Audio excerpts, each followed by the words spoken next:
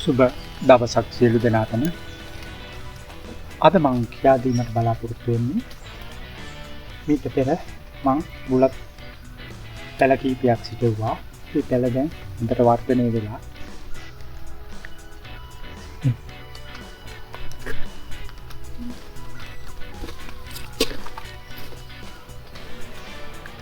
මේ බුලත් කොලේ ප්‍රමාණය හොඳට ගස් ටික හැදිලා තියෙනවා. පොහොර දැමීමට පෙර අපි ගහ වටේට පාතියක් ආකාරයට කවර් කරගත යුතුයි. මම ඒ සඳහා පොල් එලි භාවිතා කිරීමට සූදානම් වෙනවා.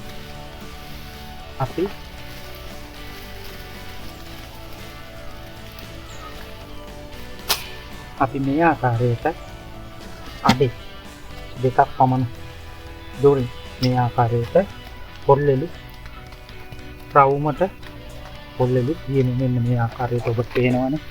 මෙන්න මේ ආකාරයට පොල් එලි තබා ආවර්තනය කරගන්න.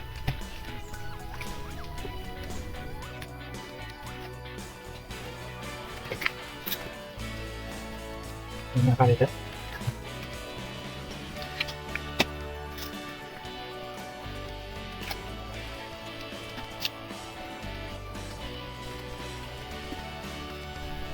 මේ ආකාරයට රවුම් මට පොල් එලි කියලා අපි පාතියේ සකසා ගන්න. හරි. දැන් අපි මේ ආකාරයට පොල් එලි රවුම අල්ලලා ඉවරයි. දැන් අපට දාගන්න තියෙන්නේ කරදහයිය. මේ ආකාරයට කරදහයිය ඔබ දාගන්න.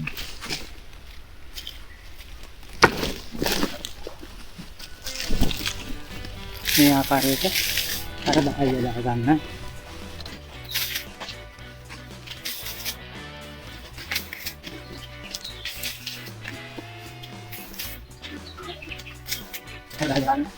අවසන් කර ඊට පස්සේ අපි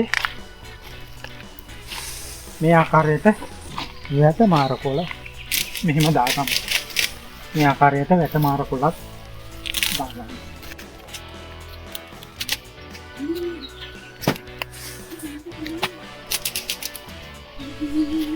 වැට මාරකොළ මේ ආකාරයට හදලා ගන්න.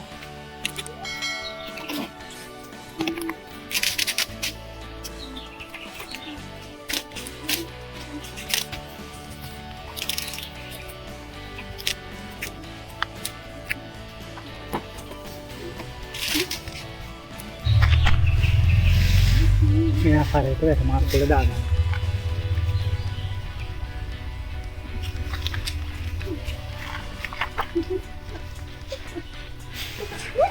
ඊට පස්සේ අපි කොම්පෝස්ට් තිබේ නම් මේ ආකාරයට සාවටේට මේ ආකාරයට දාන්න.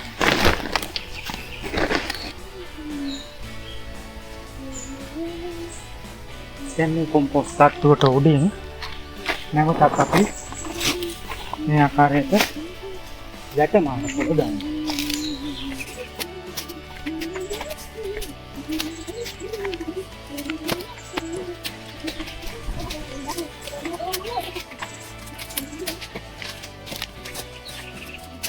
ඊට පස්සුව මේ ආකාරයට හබරල ඔබ දන්නවනේ හබරල පෙති කපලා වටේට ගහ වටේට මෙහෙම දාන්න. මේ තුලින් ගහේ ප්‍රතිසත්ත්වීකරණය වැඩි වෙනවා. ගහට නොයෙකුත් රෝග දිලීර ආසාදන ඇතිවීමේ හැකියාව අඩු වෙනවා. විශේෂයෙන්ම හබරල මගින් කඳ කුණු වීම කොළ හැලීම සිදුවෙන දිලීර ආසාදන නැතුව යනවා. ඒ නිසා ඔබ බුලත් වගාවට මුල සිටම මේ ආකාරයට හබරල යොදන්න.